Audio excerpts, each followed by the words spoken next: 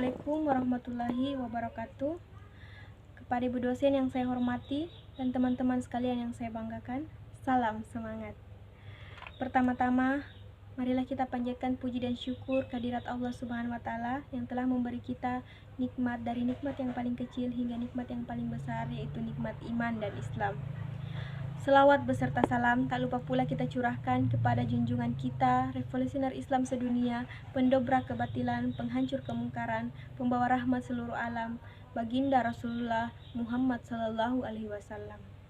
Hadirin yang saya hormati, sebelum saya menyampaikan pidato ini, izinkanlah saya untuk memperkenalkan diri, karena ada pepatah bilang, tak kenal maka tak sayang maka tak cinta.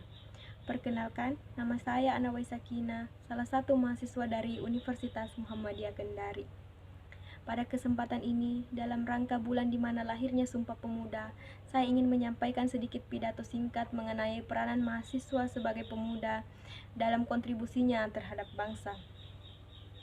Hadirin yang saya hormati, berbicara soal negara kita, negara Indonesia tercinta, tentu tidak akan ada habisnya. Ini bukan soal kenaifan atau kesakpedulian, tapi ini tentang kesadaran. Kesadaran yang hanya akan subur jika pemiliknya mau menyuburkannya. Lalu, bagaimana dengan peranan seorang mahasiswa? Sebenarnya ada sebab mengapa kita menjadi mahasiswa. Semua sudah pasti tertulis dalam takdir secara langsung oleh Tuhan. Telah memilih kita untuk menjadi pejuang intelektual dan moral. Karena mahasiswa adalah golongan yang paling menyentuh ranah masyarakat umum, yang berbeda antara atas dan bawah, kanan dan kiri, antara kedamaian dan ketidakadilan. Hadirin yang saya hormati, menyambung peran mahasiswa sebagai pejuang intelektual dan moral, sangat jelas apa tugas kita dan apa misi kita seharusnya, di mana kemudian tugas itulah yang menjadi kontribusi kita terhadap bangsa. Tugas yang pertama adalah sebagai pejuang intelektual.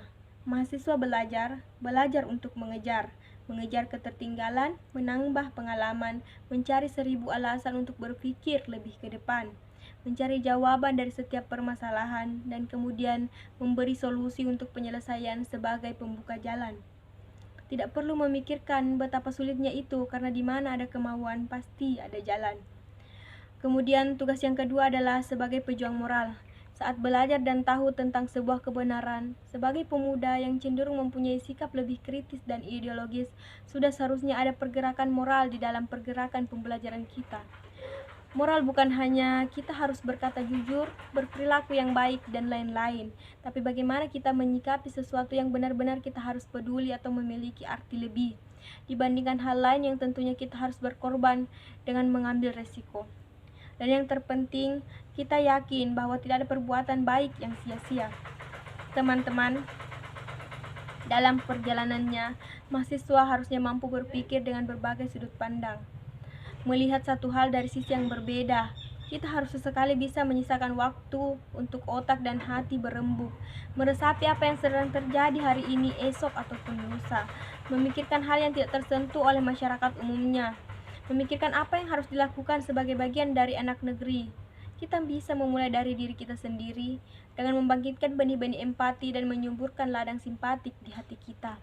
Lalu memikirkan apakah ini sudah benar atau masih menyimpang.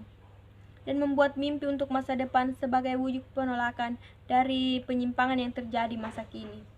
Dan untuk masa kini, berbuatlah sekuat kita mampu berbuat, hal sekecil apapun terhadap sesama. Itulah fase-fase kita berusaha untuk menyuburkan rasa kesadaran sebagai seorang pemuda. Sebelum mengakhiri pidato ini, saya ingin mengatakan kepada kita semua untuk merenungkan peranan kita sebagai mahasiswa yang seharusnya kita sadari.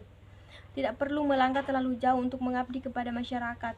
Cukuplah di ruang lingkup kita terlebih dahulu. Dan saya yakin ribuan mahasiswa di perguruan tinggi yang ada di Indonesia tentunya memiliki ciri khas yang berbeda-beda pula untuk membangun negara kesatuan Republik Indonesia. Oleh karena itu, saya berharap kepada teman-teman sekalian khususnya yang ada di Universitas Muhammadiyah Kendari, marilah kita bersatu padu dalam menjaga dan membangun negara yang kita cintai ini ke arah yang lebih baik dan maju. Sebagai mahasiswa yang berkarakter manusiawi, arif, religius, integritas, tangguh, inovatif, dan mandiri untuk meraih sukses baik bagi kehidupan pribadi maupun kepentingan umum. Teman-teman, Jangan tanyakan apa yang telah negara berikan kepada kita, tapi apa yang telah kita berikan kepada negara. Demikianlah hadirin sekalian pidato singkat dari saya. Mohon maaf atas segala kekurangan. Semoga apa yang saya sampaikan dapat bermanfaat bagi kita semua. Salam semangat. Assalamualaikum warahmatullahi wabarakatuh.